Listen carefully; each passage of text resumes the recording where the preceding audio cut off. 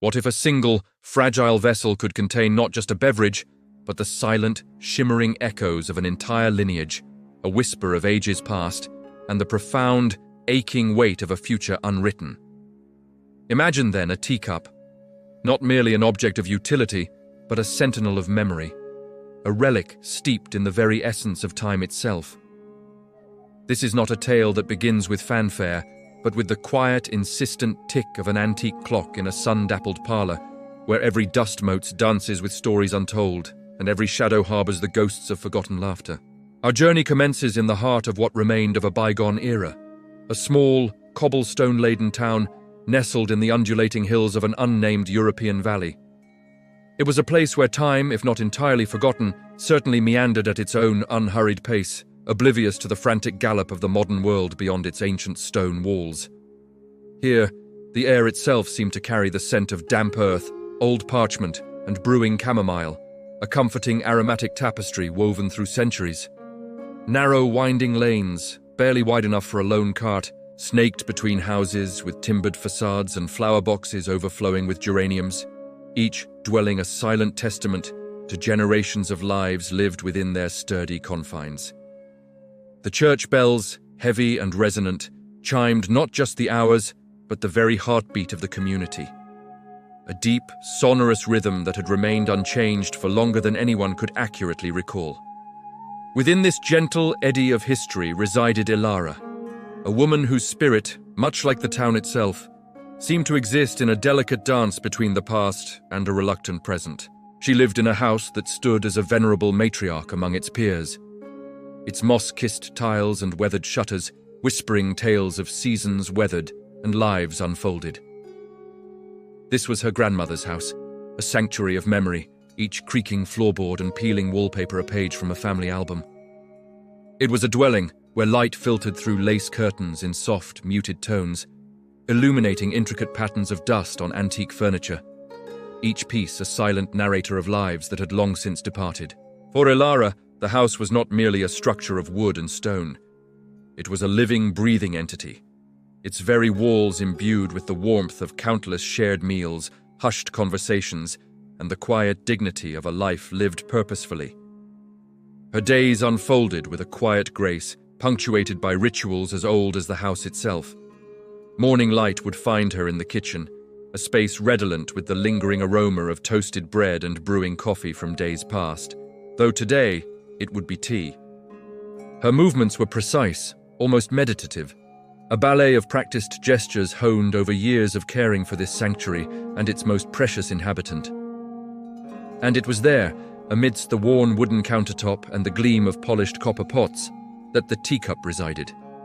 It wasn't merely a teacup, it was the last teacup.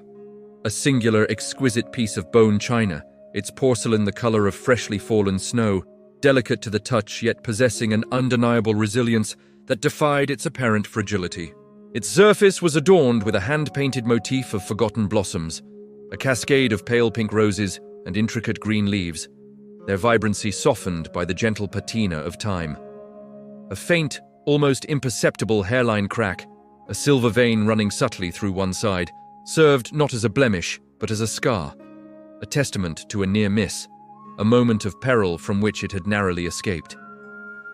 It was the lone survivor of a once magnificent set, a collection of 12 that had graced the tables of Ilara's ancestors through wars, revolutions, and eras of profound change. The other 11, one by one, had met their inevitable fates. Some shattered in moments of carelessness, others lost during relocations, a few perhaps sold during times of hardship, fading into the anonymity of distant antique markets. Each loss, Ilara knew from her grandmother's wistful stories, had been a tiny tremor in the family's collective heart, a chip from the edifice of their heritage. But this one, this solitary survivor, had persisted.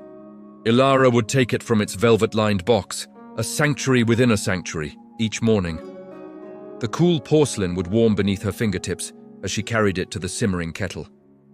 There was a reverence in her touch, a quiet understanding that this was more than just a vessel for her morning brew. It was a tangible link to a world that existed predominantly in faded photographs and whispered genealogies. The cup bore the weight of generations, the elegant hands of her great-great-grandmother, who might have sipped morning tea while composing letters of love or despair, the strong, calloused fingers of her great-grandfather, perhaps taking a moment of respite from his work to reflect on the burgeoning changes sweeping through their land, the delicate grip of her own grandmother, whose stories had woven the very fabric of Ilara's understanding of the world. As the steam curled upwards from the freshly steeped chamomile, carrying with it the sweet, earthy aroma, Ilara would gaze into the cup's depths. She saw not just the pale amber liquid, but the shimmering reflection of time itself, a swirling vortex of memories and unanswered questions. The world outside, the world of factories and motor cars, of fleeting fashions and relentless progress, often felt alien to her.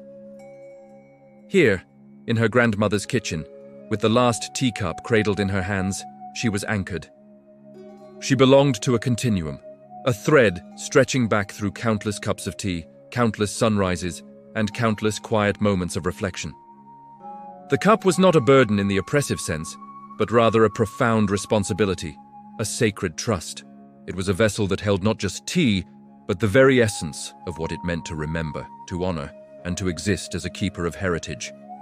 Her connection to the cup was almost symbiotic, a silent dialogue between the living and the echoes of the departed.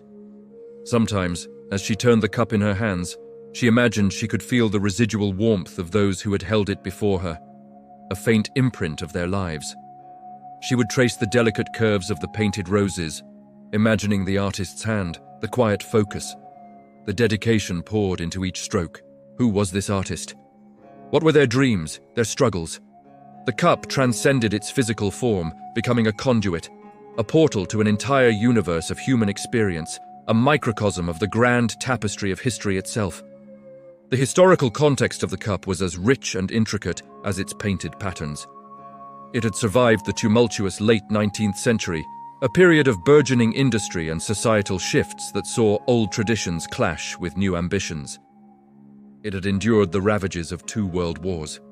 Perhaps hidden away in a cellar during air raids, its fragile beauty a beacon of hope amidst the destruction. It had witnessed the slow decline of the family's aristocratic ties, the gradual transition from opulent estates to more modest dwellings, yet its elegance remained undimmed. Each chip, each hairline fracture, told a silent story of perseverance, a testament to its improbable survival against the relentless onslaught of time and circumstance. And there was, too, a subtle, almost ethereal quality about the cup, a hint of the fairy tale woven into its very being. It wasn't magic in the sense of spells or enchantments, but rather an aura of profound wisdom, a sense that it had absorbed the collective consciousness of generations. Ilara often felt a quiet strength emanating from it, a silent reassurance in moments of doubt. Her grandmother had spoken of the cup almost as a living entity, an oracle that whispered forgotten truths to those who knew how to listen. "It holds the spirit of our ancestors, Ilara," she would say, her eyes twinkling with a knowing warmth. "Treat it with respect, and it will speak to you of patience, resilience, and the beauty of enduring grace." This wasn't superstition to Ilara. It was an understanding, a deep-seated intuition that some objects, especially those steeped in such rich history and personal connection, truly possessed a soul. Yet, this profound connection was not without its shadows.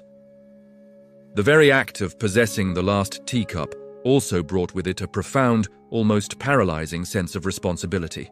It was a tangible reminder of what had been lost, a solitary sentinel guarding the gates of memory. Ilara often pondered the future. What would become of the cup after her? Who would understand its value, its story? In an increasingly transient world, where objects were easily discarded and history often forgotten, the cup felt like an anchor, but also a potential burden. This delicate porcelain object, so intrinsically linked to her identity and heritage, represented a profound dilemma. It was a symbol of her steadfast refusal to let go of the past, even as the world around her hurtled relentlessly towards an unknown future. The beauty of the cup was undeniable, but its weight, the weight of memory, tradition, and the implicit demand to preserve it, was becoming increasingly palpable. It was a paradox, a source of comfort and connection, yet also a subtle, almost imperceptible constraint, hinting at the poignant journey of release that lay ahead.